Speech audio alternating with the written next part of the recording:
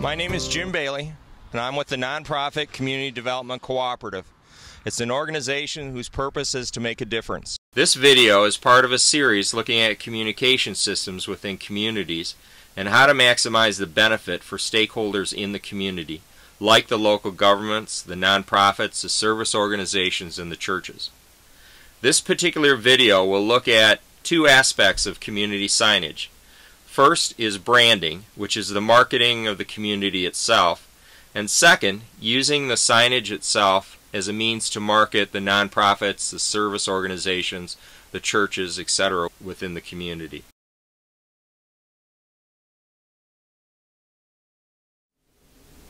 I'm Lori Ward, and I'm the Downtown Development Authority Director for the City of Northville, Michigan.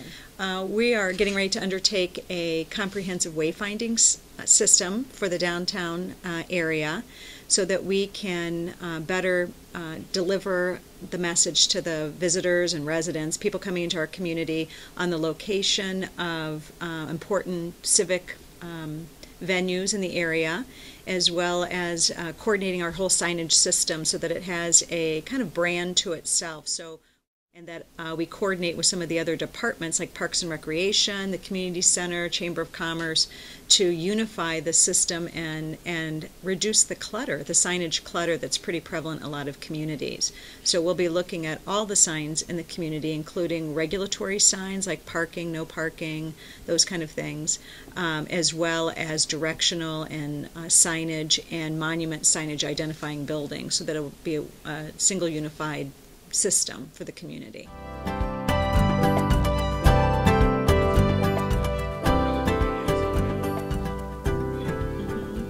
Well, I think there's a number of benefits of coordinating a system like that. One is it creates a brand for your community. So it's a look and a feel, whether it's an icon, a color, a font, a shape, that then becomes associated with the community. And so when people see that sign, they see that brand or that shape or whatever, that they'll know it's associated with Northville. So it differentiates our community from all other communities. I think that's one of the reasons. And then the second is to have, as I mentioned, to try to coordinate with the other groups in the community that require signage, like Parks and Recreation, the police department, and others, to make sure that the system is all looks and feels the same from both an aesthetic standpoint, reducing that clutter, the signage clutter, the number of signs, the locations of the signs that you have to have, and like I said, provides that uniform system to people that is legible, easy to read, has some thought behind it in terms of direction and size, and a little bit of science so that you know how large the letters should be and how many should be on a sign, so that we are communicating to the driving and pedestrian public as easily and in the best venue that we can. This idea can be used for community welcoming signs, park name signs, and a variety of other signs. To maximize the benefit, thought has to be given to location, placement, standardization of size, and design. These signs will probably be in place for 20 or more years, so the community should be heavily involved in the idea.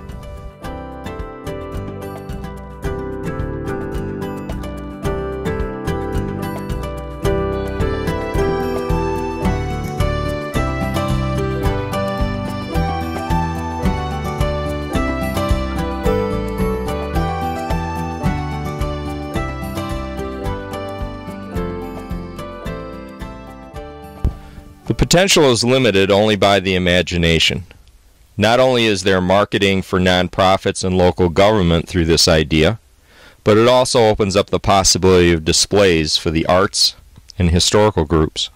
I think the advantage was we wanted to stir interest in our downtown and let people know that things are happening in Northville. Northville's a small community of under 7,000 people, and we have a quaint, nice little downtown, and we wanted to tell people that. At the same time, we wanted to just welcome them to the town when events weren't going on. So that's why the dual use was determined. And it's been going on, I believe, since the 1970s.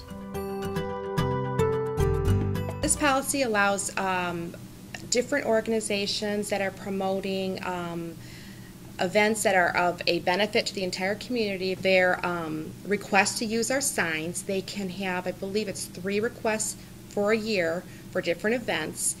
They can use a sign for 14 days, and then they have to remove it to let the next organization use it. And if they plan their sign properly, it won't cost them much to modify it every year, with maybe just a new date. So it's free for them to use it. It's just the cost of having the sign made.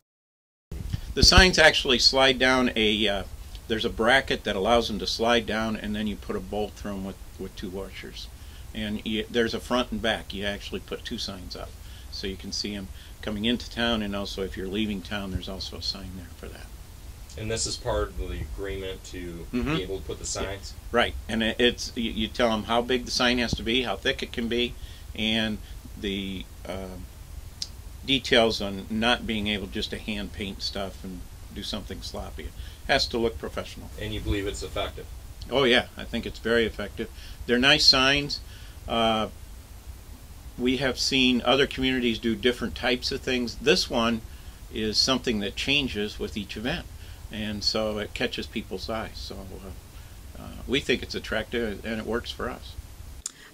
We do see a benefit to it because it's already a place, I think, that people look at gateways into the community, so it doesn't get lost. People know that as you're arriving into the community, that's where you get your source of information. I think there's a big advantage because, one, we're welcoming people into our community, and then we're letting them know, while you're here, this is what you can do. This is what's coming up. And it just gives people, as they're coming in, or like I said, or leaving our community, because we allow them to use both sides of the sign to advertise their events, to know what's coming up.